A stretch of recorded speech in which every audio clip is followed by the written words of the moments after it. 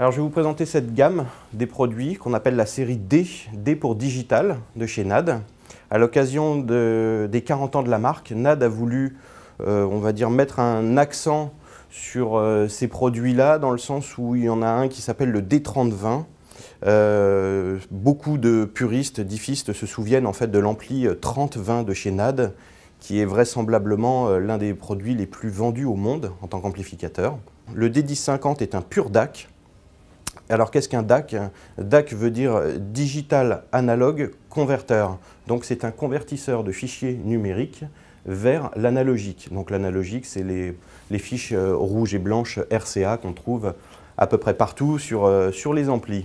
La finalité de ce produit étant de pouvoir connecter une source numérique et l'envoyer sur son amplificateur stéréo. Ce qui fait que vous n'avez pas besoin de changer d'amplificateur. Vous pouvez aisément passer les fichiers numériques en venant d'un PC, en venant d'une tablette. L'avantage de ce produit-là, c'est que c'est un produit assez compact que vous pouvez placer dans un meuble multimédia ou un meuble de salon. Puis, il a une prise casque en façade avec un amplificateur intégré pouvant monter jusqu'à 600 ohms. Il est capable d'accepter les casques montant jusqu'à 600 ohms. Les casques 600 ohms, ce qu'il faut savoir, c'est que ce sont les casques les plus purs en Hi-Fi. Petit avantage aussi sur ce produit-là, c'est que vous avez des sorties audio, soit donc en RCA, comme je l'ai dit, mais aussi en XLR. Alors la sortie XLR, vous savez tous que c'est la sortie 3 plots que vous allez trouver ici, et qui est encore une fois un gage de qualité que NAD a voulu marquer par rapport à ses produits.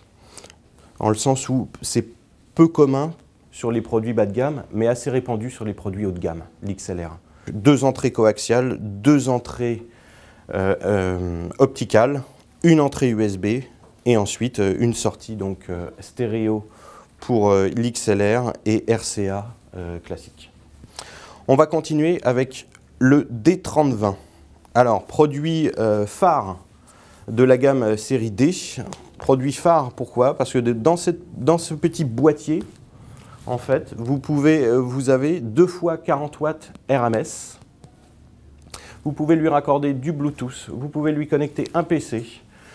Vous avez un égaliseur de basse. Vous avez aussi des entrées numériques. Si vous voulez raccorder une platine CD, vous pouvez le faire. Si monsieur a encore une platine CD et qui veut la raccorder dessus, c'est tout à fait possible en numérique.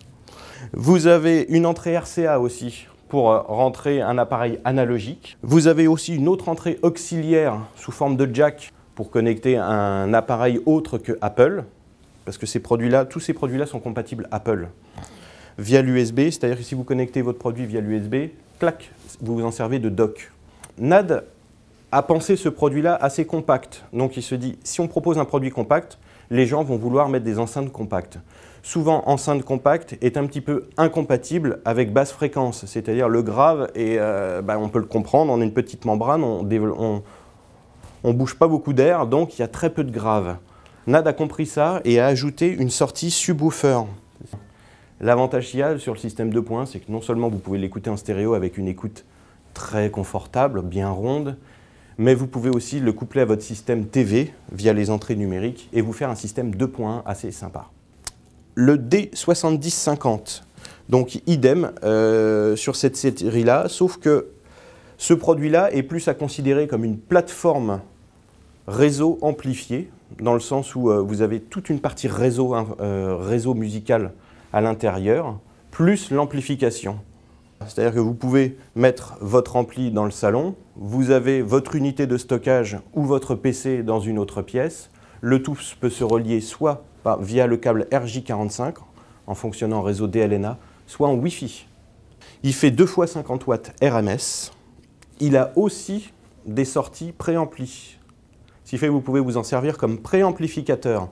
Toute cette gamme est évolutive. Vous pouvez vous en servir avec celui-ci comme amplificateur, dans le sens où, comme vous avez sorti préampli, vous vous connectez un gros ampli stéréo et vous pouvez vous en servir donc plateforme réseau plus préampli. Alors les prix. Pour le DAC, on est à 549 €. Pour le D3020, on est à 599 et pour le D7050, on est à 999 €, prix public.